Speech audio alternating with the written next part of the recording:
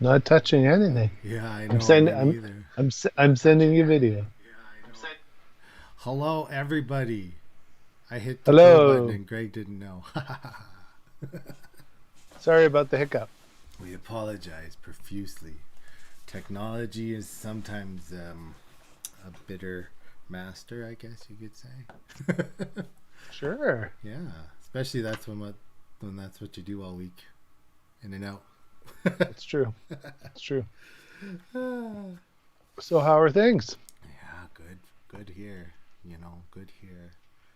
We see we got some folks. Hopefully, we get Dan back and the other people that we had. They'll come. If you build it, they will come. Well, supposedly, Yeah, yeah, if you print it, they will come. yeah. That there you go. If you print it, they will come. So Yeah. yeah, I mean, we had a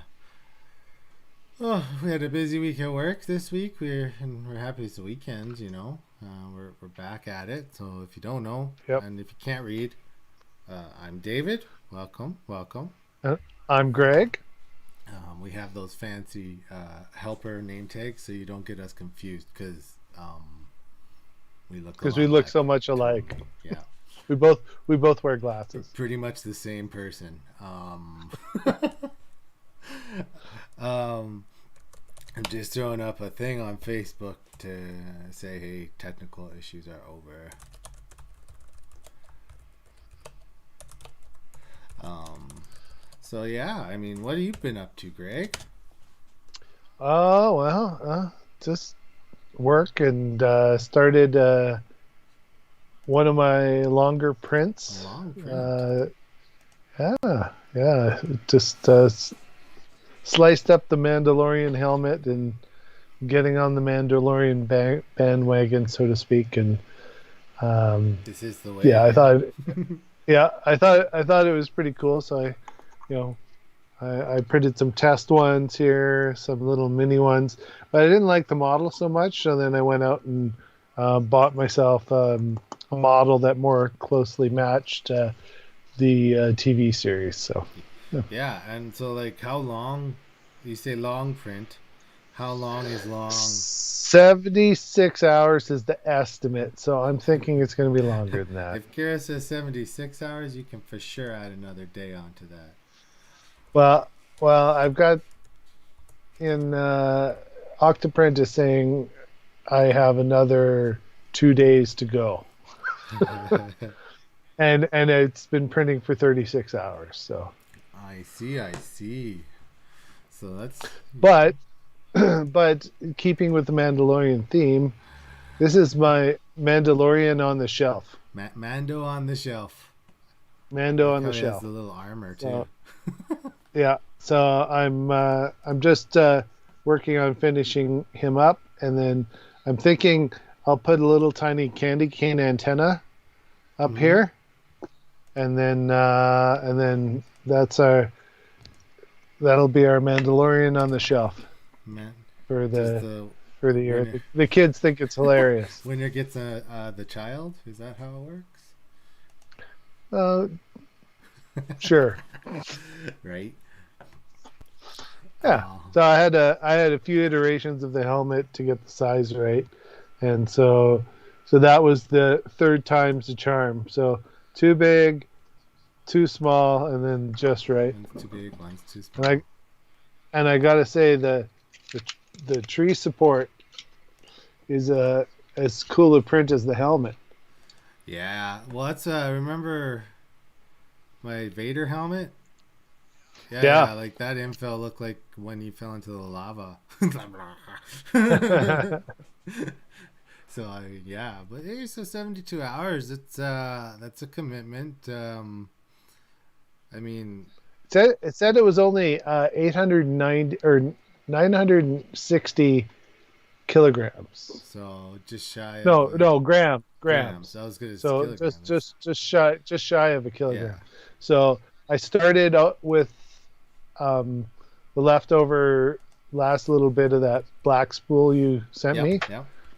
and then so I actually sliced this in Kira Mm-hmm. using tree support, is what I used. And I think David, you did up an example so we can show it Yeah. off.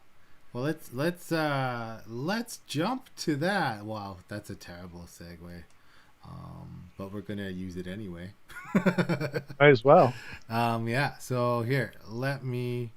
I'm gonna pop up Kira here, and we're gonna get over to the right thing, and I'm gonna move your little video down because for some reason your guy is hopping all over.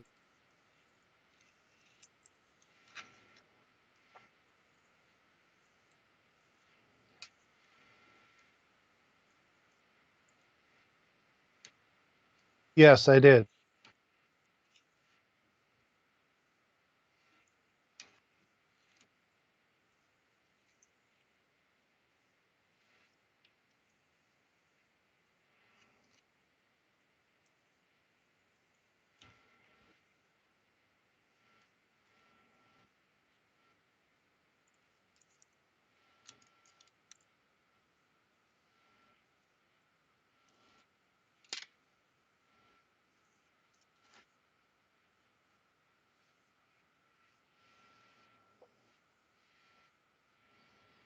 Yes.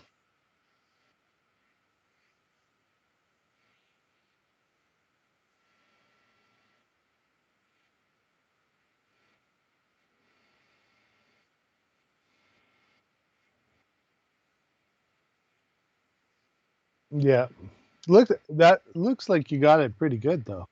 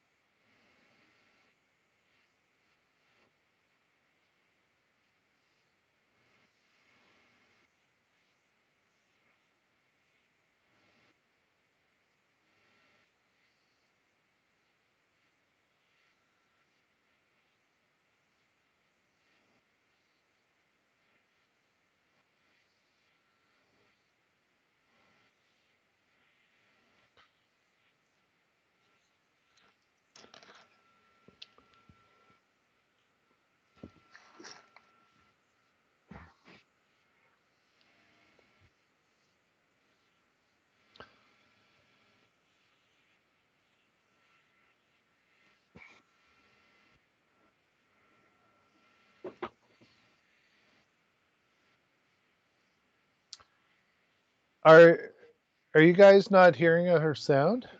Someone is it too loud, too soft? They say it's muted.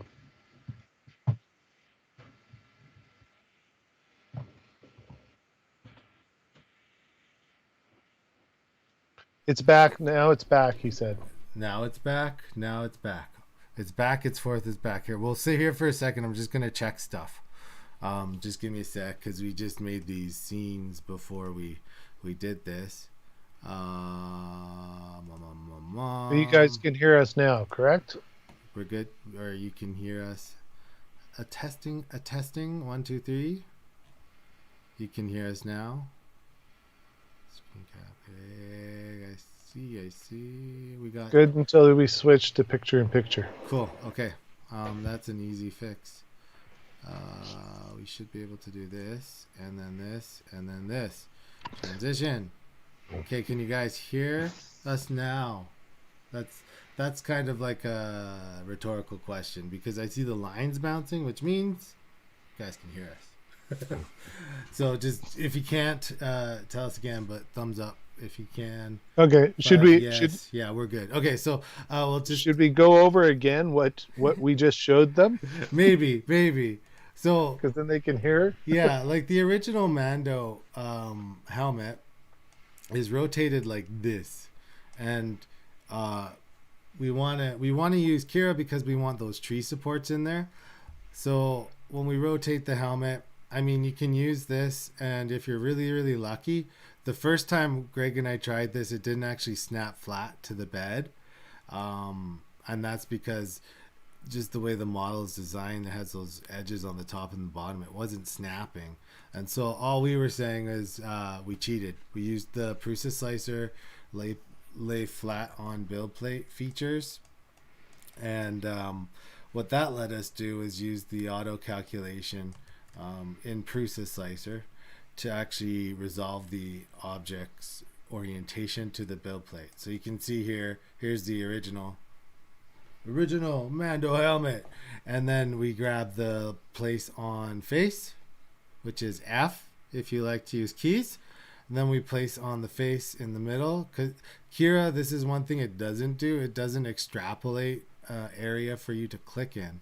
You can only click on a physical part of the model when you're using its logic. So we come into Prusa, we click that middle. Oop, I missed it. We click the middle plate. Yep, good. And then we hit A to bring it back into proportion. Now Greg is printing it on a CR10S. So this build plate is the correct size, so we know that orientating it this way is just fine. So we go file, we go export, and then we balance it out. I actually rotated mine, and it's printing at 45 degrees, so it's not front and back like that. Oh yeah. I wanted to make sure I had enough gap all the way around. So I turned it slightly. Yeah. And then in Prusa, this is Kira. In Kira, you just come down to the support. If you guys are using Kira 4.71 or higher, the tree support's in the support menu under support structure now. If you're using anything lower than 4.7, I think 4.7 had it too. But if you're using anything lower, tree support's down in the experimental. Again, it's super nice they moved it because all of these support settings still apply to your tree support, so you can change them and manipulate them in one logical place. Do I dare hit slice? It'll probably slow down your computer a little bit. So let's not. Do as you dare. I'm not gonna do it, guys. But we could cut to the video of my tree support. Yeah. Or just bring up the video rather than cut to it. Oh, on the share. Yeah, like your printer. Yeah. And then they can see some of the tree supports.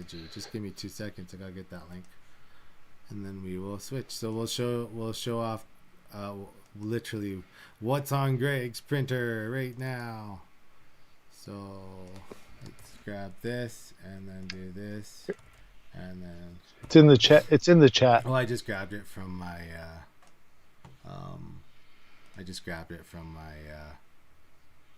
my thing. You guys don't need to know all of that. I'm going to transition us for a second because I don't want to show off your public URL. That's fair. Right? Fair enough. So hey, this is the security and safety screen, guys. How you doing? Everybody happy? Security screen.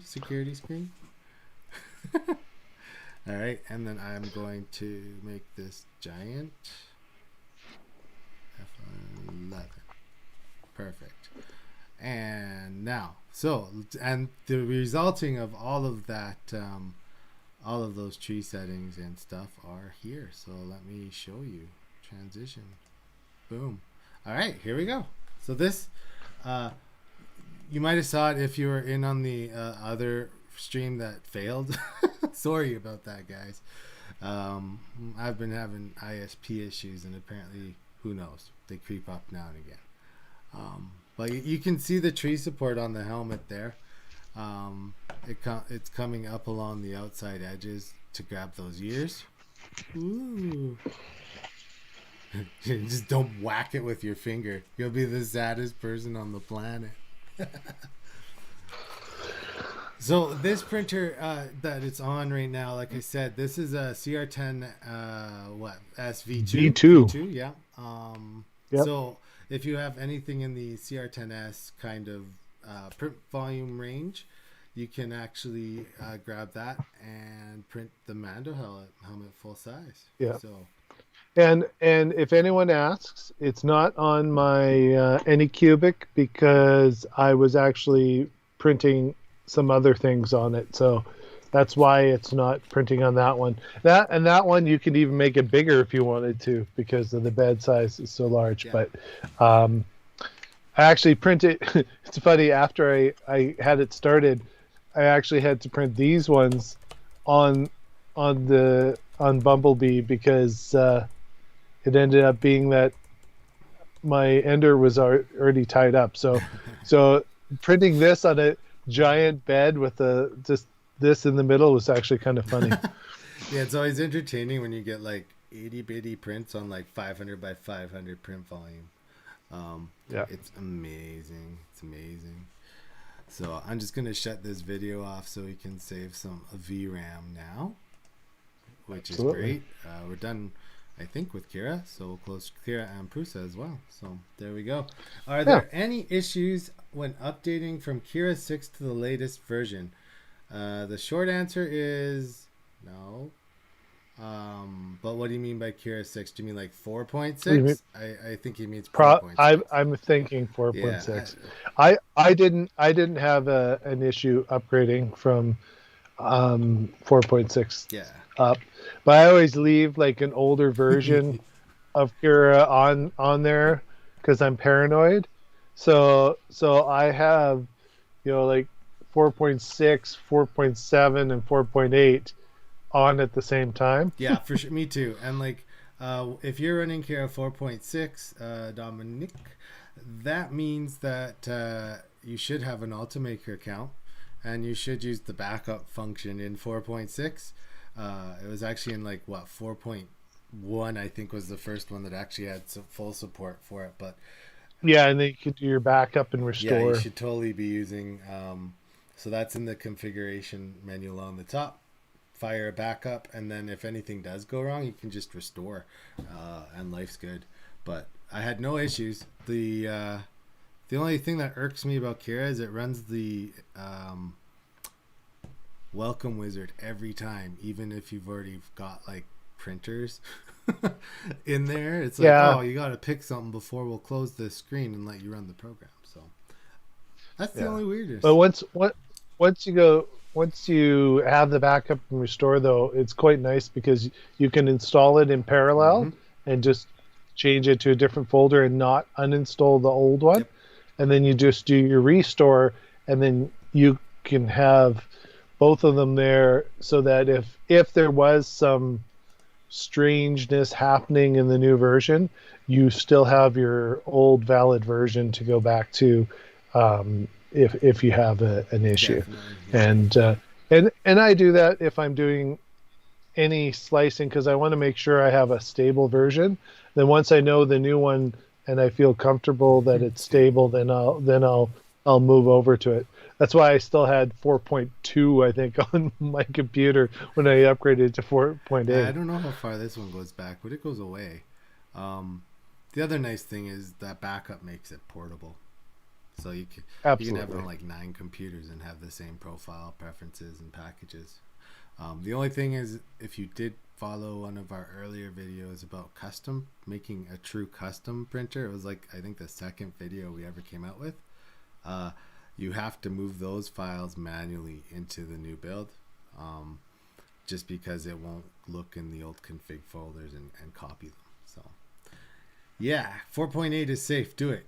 Upgrade. Get it done. Yeah, and then you did a new project Yeah. for the way you stacked your printers. Yeah, so I mean, right now, pandemic wise and non pandemic wise, even, um, we have a lot of working situations that aren't normal. And my normal is not normal right now. It is something that is completely has completely changed, for me, and I needed more space, right? Like, let's face it. I'm sorry, guys. I'm facing away from you, but it's for a good reason. I needed more space. There we go. So I'm just going to transition over to here. Boom. Okay. So I needed more space, and that meant shrinking my work size. So I've got my Anycubic, or not Anycubic, Big Tree Tech. One, Greg. Legend. This is one of the ones that we opened on the channel there. Did an unboxing. I think that's the one. I think that's the one that originally shocked Oh, you. this is the electrocution one. We've done a lot of work on them to make them okay. It looks like Big Tree Tech has another one-ish like this coming out. And then we have my Ender 3. And the glue that holds all of this together are these wonderful $9. I think were they $9? $9.99? Or 14? Or the I 10. don't cheap. Under $20 IKEA tables. We've all seen these, the LAC tables on Thingiverse and other 3D communities, but it enabled me to stack these printers for one, and then you can see that I've got some custom 3D printed extenders, and I'll show you a little bit, but we're making a full out Fusion 360 video on what we did, how we did it. And then you can see on the side here, I have my spool holders mounted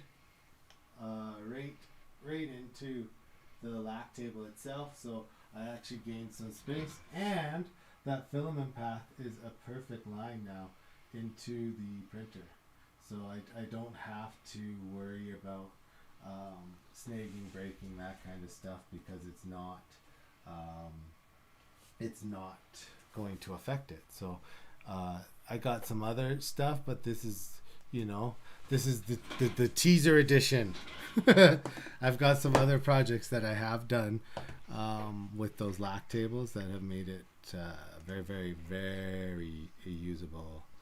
I upgraded from 4.2 to 4.8 after what? Hey, well, we like to hear that, because one, most recent software for us means more secure.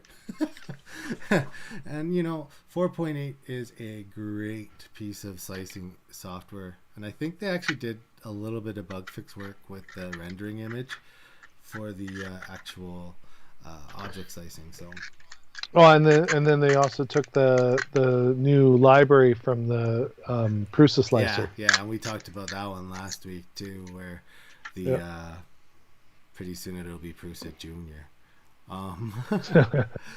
Well, if someone does a really good job on a shared library like that, and they're still actively developing it, why not leverage it? It's open source. That's the whole reason for it, right? Like, so they have done the work. They are more than happy to share the work. So I'm just gonna cut. There we go. I did it. So I'm going to go through a full tutorial, but here's our LAC attack folders. So we have the LAC leg locks that let you stack, and this is all Fusion. There's a bunch on Thingiverse already, and this one will soon be on Thingiverse as well. But I didn't like them because a lot of them were taking forever to print, 26 hours to print one. And so this one here prints in about 4 hours when you have 5 on the build plate. So it's kind of nice. So you can see it's hollow, and then there's the triangle structures that give the rigidity for the actual load bearing of the leg, and then just some cutouts here to make it print a little faster, but we'll go through that. But you can see in the project, and when your video comes out, you're going to make it available on Thingiverse for anyone, correct? Absolutely, and that's the catch. I want to get the full video out before we put the parts out. But there's a couple parts that we'll be going through. There's the spool holder we talked about, and then we have, and I didn't show this because this is part of the full video, but I have my CR10 on one LAC table with a custom mounting solution that we made up here in Fusion 360. Yeah, and I have to do a video on my CR10 V2 because I've removed I don't know if you want to switch the Yeah, video for a yeah. sec. Hold on, we're getting to Greg. One sec. Sorry, guys. I'm slow on the switch. Greg, transition. Ugh, your video's small.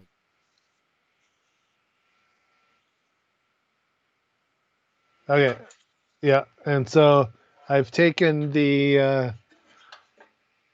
all the electronics out of my CR10 V2, and I'm gonna have a video, but I've made a whole enclosure, and everything sits um, underneath, right here, underneath the printer.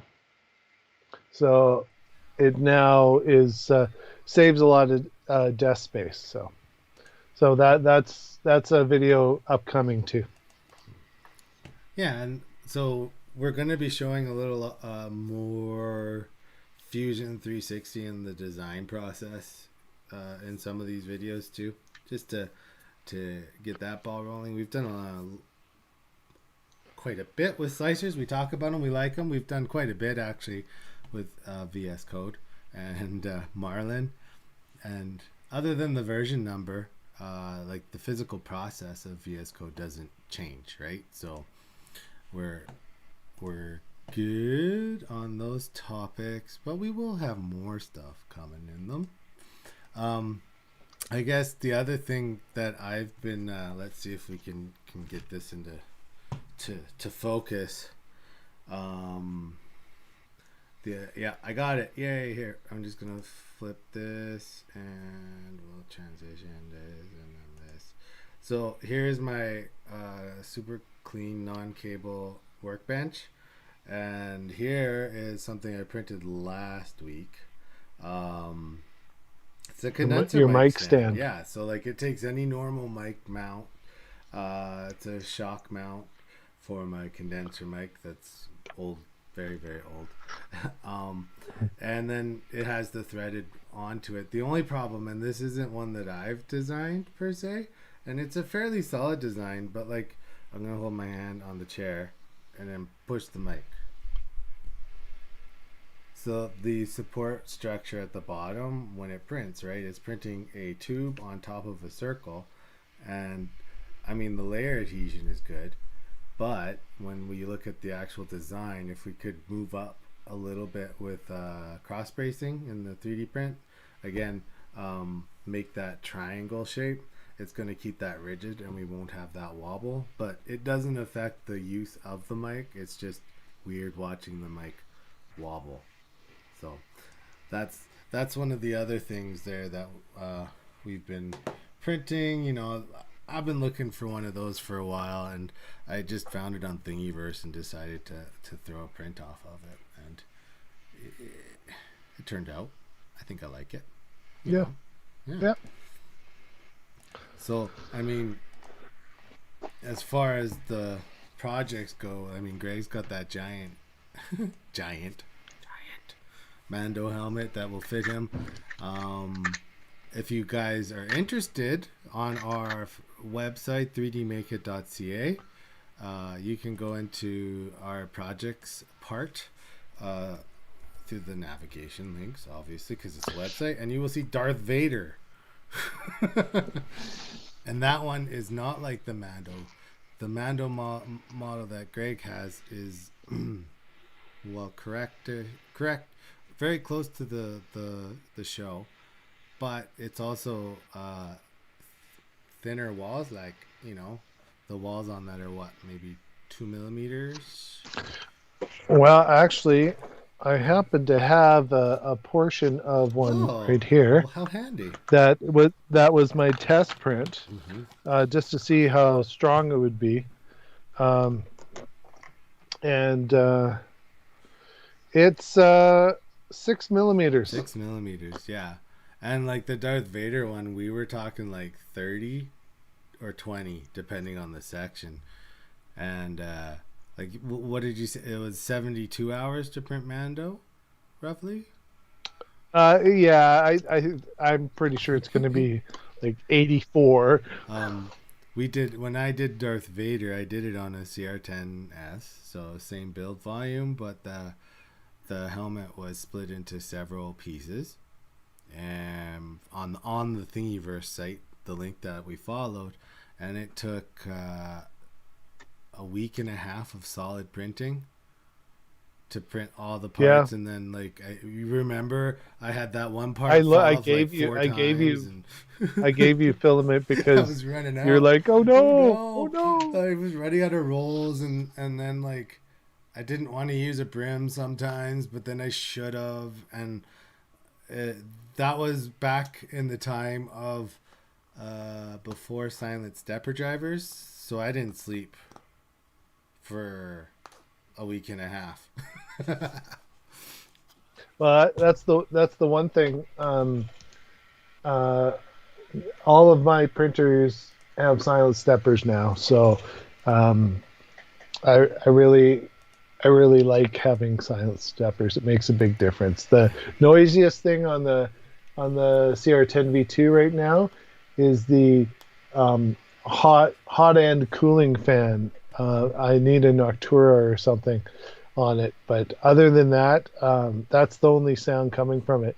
Like it's printing in the background here, and I mean you can probably hear a little bit, um, Mm-hmm.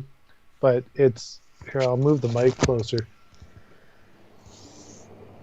Like Yeah, it's not bad. it's not bad. Like you're hearing a bit of the it's just the one cooling fan. Yeah, So yeah. That one, there's not a lot you can do with those ones to make them overly quiet because they get ducted to such a defined area that you will create noise even if it's not the fan itself, the air right, moving, but right? then we've also shown in some previous videos how you turn on auto fan Mm-hmm. to prevent that, so that if when it's sitting idle, that fan is turned Yep. off. So now, if anyone wants to do that, we have some videos on configuring Marlin with the auto Yep. fan, and it's very handy. You basically the fan that's always on, you just move to the secondary hot end location, and then that turns it into with the advanced settings, an auto fan, and you can set what temperature it'll turn on at. Yep. And typically, I think the default is 50 degrees. So as long as Yep. the hot end is below 50 degrees, it's off, and it makes it a lot quieter because the Ender and the CR10 and Mm-hmm. even my Mm-hmm. Chiron used to have that on all the time. Um, when it's a sitting idle, and they were the noisiest fans. Yeah, So besides the power supply fan, which I fixed, and we showed that in we other did. videos Yeah, too. like I mean, I've got 3 printers on, and I can't tell you they're on just because everything's off. Um, if you are using the auto fan, the temperature that you should set is the bed transition temperature of your filament. So like PLA starts 50 degrees. If you're a PETG or ABS printer only, well, that can be a little higher. The purpose of the cooling fan is just to keep the filament from actually blocking the nozzle. So if you can cool it fast enough, it will keep it from making weird shapes and clogging that hot end. So yeah, that's it's a Yeah, great feature. Everybody should turn it on if you can. But you can't do it like if you're running stock boards, like the stock Ender or the yeah. stock like the Actually, Chiron. can't you do it on the stock No, Ender if you change the firmware? Because doesn't it have a? the Ender board can't do I'm it. just It's like it's the same deal as the CR10S. The other, it doesn't have a controllable port. It's always oh on right, or always off. right. The Ender can't, but I think the CR10 The the could V2s could because because they have that newer board. Yeah. yeah, and they have a secondary hot Yep. end. Yeah, So, yeah. Which I have one of the boards right here whoa. Well, look at that with board. silent steppers. I like it. It's silent. Silent but But printing. this is actually so it does have silent steppers on it. This is actually going to go into my Legend because I took the board out of the Mhm. Legend and put silent steppers and put it into my Ender. There's nothing like scavenging printers. Yeah. So I will because it's not my favoriteest printer I have. I'm going to put that board into there, flash it, and that'll be good enough, and it'll be silent still. Yeah. So yeah, It's a good choice. I mean, you want to talk loud printers? Legend. right. Super loud, and it's just because of the fans, the steppers, and all that stuff. But like, you can hear that thing across the house if it's The on. oh, it's the power supply, and that's why I typically have converted a lot of my power supplies to the 120 millimeter fans, Mm. and they run, you know, so low speed that you can't, and they push so much air that they're nice and quiet, and you can't even Yeah. hear them running. So, one thing too that I want to mention, which we're allowed to do, and that is coming up, is amount.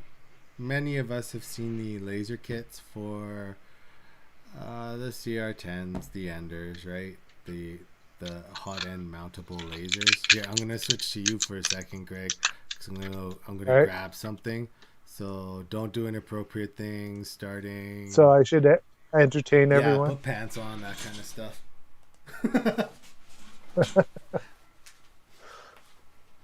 There we go. Yeah. So yeah, there's a number of projects that we both want to do. I have a bunch of aluminum extrusion of various widths and whatnot that I got from Spool 3D in Calgary.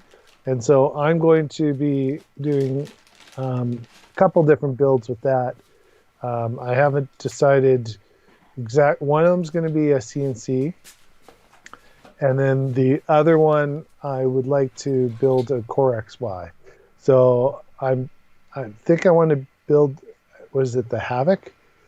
Yeah, Pardon me. But Horvat, I haven't. Horvat. Yeah. Horvat. Yeah. Um, and so that's possibly the one I'm looking at. Um, so I haven't fully decided yet. Totes. But David has a project he wants to do too. Yeah, yeah, and it involves. I did it. I'm back. Hi, everybody. Thank you, Greg. It involves this. So this is the laser that is for the CR10. Like when you buy the laser kit for the Creality, this is the one that you'll get. Um, and it does. It has some magnets on the back. I'm not gonna get too close to the camera because it'll go clunk. But this one, the idea is you just go clunk onto your CR10 and then it goes on the hot end, and back and forth. I would never ever do that. Um, it's not safe to put a laser just wobbly on the front of your printer for several reasons. And first would be your eyes. um, you really have to be concerned with so this is a diode laser, so it's not a CO2 laser like you would see in a higher end industrial machine. And I think this one is what 4 to 450 nanometers, so like you're gonna burn some wood. You can burn through cardboard, but you won't be Yeah, able to cut. So this is purely maybe etching if you're lucky on a really thin material, but mostly burning. So this laser here, I'm going to put it onto, and we haven't showcased it yet, but I will put it on my CNC, which we will be bringing in and out of some of the videos soon to come. And then we're going to show you about this laser. So the Creality laser comes with this little, I'm not even going to say it's a control box. This little, power yeah, brick. it's not, well, like power brick's an overuse of the word too. It's a receptacle for the power cable. That so basically the back of your CR10 has the male end to that little. It's basically like a normal DC plug, and you plug it in there, and then the CR10 will turn the laser on and off. So and it can adjust the power as well. So this laser is classified as a 3B, which means you look at it, you're blind. right? And your eyes don't have pain receptors. So even if you're looking at it and something bad's happening, you won't know. And then all of a sudden, you're gonna have like spots in your vision where you can't see anymore. So always Did, wear eye did they give protection. you the cool little Oh glasses yeah, with it? heck yeah. Do I trust them? No. When you get the Chinese green protective glasses, which is cool, right? Like Ooh. you look like a hipster when you put them on.